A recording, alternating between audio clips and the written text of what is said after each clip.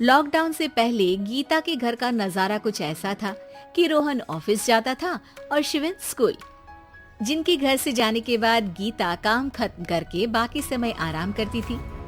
लेकिन लॉकडाउन के बाद ऑफिस और स्कूल घर में ही खुल गए और इससे गीता का हाल वो तो आपको देखने में ही मजा आएगा। शिविन, ओ शिविन, महाराज उठने के लिए क्या 21 तोपों की सलामी लेंगे? अरे बिस्तर से बाहर निकल, ऑनलाइन क्लास स्टार्ट होने वाली है। अरे तुम भी हद करती हो, स्पीकर की तरह चिल्लाने की क्या जरूरत है? दिख नहीं रहा मेरी कॉन्फ्रेंस चल रही है। अब कैमरा और स्पीकर ऑन कर रहा हूँ, मुझे कोई शोर नहीं चाहिए। इस पर जैसे ही रोहन लैपटॉप का कैमरा और स्पीकर ऑन करता है तभी कुकर की सीटी बजती है। करा लो अब इसे चुप। लॉकडाउन नहीं हुआ, मेरी मौत का फरमान जारी हो गया। दोनों बाप बेटे ने नाक में दम किया हुआ है। ऐसा बोलकर गीता वहाँ से शिविन के कमरे में पहुँच जाती है, जहाँ शिविन अभी भी सो रहा होता है। ओ आलसी, अब अगर 5 मिनट में नहीं उठाना तो आज तेरा गेम और यूट्यूब कैंसिल। माँ की बात सुनकर शिविन बिना 1 मिनट गवाए उठ खड़ा होता है। उठ गया, अभी नहाकर भी आता हूँ। ये नाटक कहीं और, मुंह पर गीला कपड़ा मार और पढ़ने बैठ। शिविन की ऑनलाइन क्लास स्टार्ट हो जाती है, जिस पर गीता उसे वहाँ बिठाकर रसोई में चली जाती है। थोड़ी देर में उसे कमरे से कुछ आवाज सुनाई देती है, जिसे सुनकर वो कमरे में वापस आती है। हाय राम, तुझे क्लास अटेंड करने के लिए बोला था, कैमरा ऑफ करके बिस्तर पर नाचने के लिए नहीं बोला था।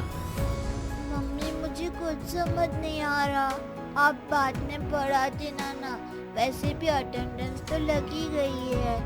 हाँ बेटा जरूर, बन जा, तू अभी से हम सबका बाप बन जा। अरे नहीं मतलब कहाँ से लाते हो इतना दिमाग, और पढ़ाई करते हुए ये चला कहाँ जाता है? नाइस क्वेश्चन, दिमाग से पूछकर बता दूंगा। शिविन की बातों से परेशान होकर गीता उसे मारने के लिए जैसे ही आगे बढ़ती है तभी वो कमरे से बाहर भाग जाता है। अब शिविन आगे आगे और गीता हाथ में चप्पल पकड़े उसके पीछे पीछे पूरे घर में दोनों घूम रहे होते हैं। इसी बीच वो रोहन के पास पहुंच जाता है और शिविन को मारने वाली चप्पल रोहन के लैपटॉप पर जाकर गिरती है। ओए माँ! मम्मी, अब पापा को चप्पल मार रही हो? वो आज तक के रिपोर्टर, चुपचाप जाकर क्लास अटेंड कर ले, नहीं तो अगली तेरे पीछे लगेगी। इस पर शिविन वहां से चला जाता है, जिसके बाद रोहन गीता से कहता है, इस सर्कस के लिए कुछ बोलना चाहोगी? अरे क्या करूं, जब से तुम दोनों घर में रहने लगे हो, घर अपने आप ही सर्कस बन गया है और मैं तुम्हारी नौकर। कभी बेटी को संभालो तो कभी बाप के नखरे उठाओ। इन्हीं सब उथल पुथल में दिन बीतते रहते हैं, जिसमें हर रोज घर के अंदर कुछ नया सियप्पा खड़ा मिलता है, जो ज्यादातर शिविन और रोहन के ऑनलाइन स्कूल और ऑफिस से रिलेटेड ही होता है। एक सुबह, शिविन चलो उठ, आज की क्लास जल्दी है।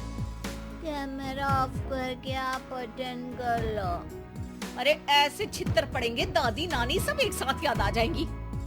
गीता की लाख मशक्कतों के बाद क्लास तो खत्म हो जाती है, लेकिन उसके बाद शिविन फोन इस्तेमाल करते हुए इंस्टाग्राम रील बनाने लगता है।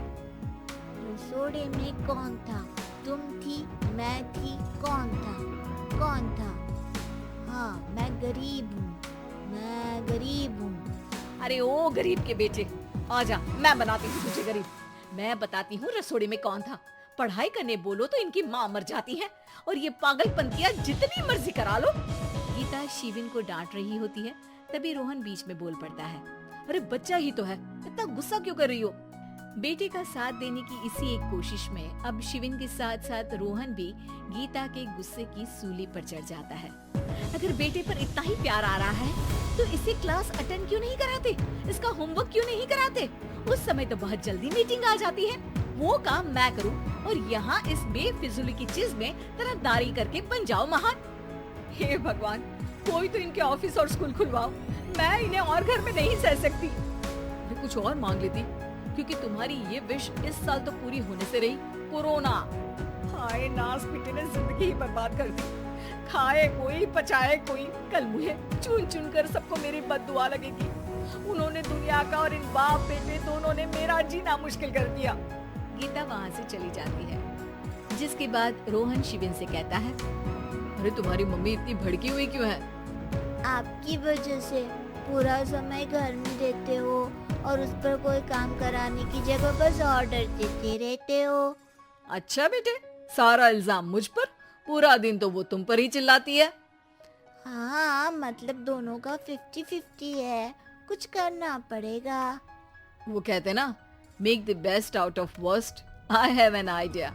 वैसे तुम्हारी माँ सही कहती है, बहुत जुबान चलाने लगे हो, कम बोला करो।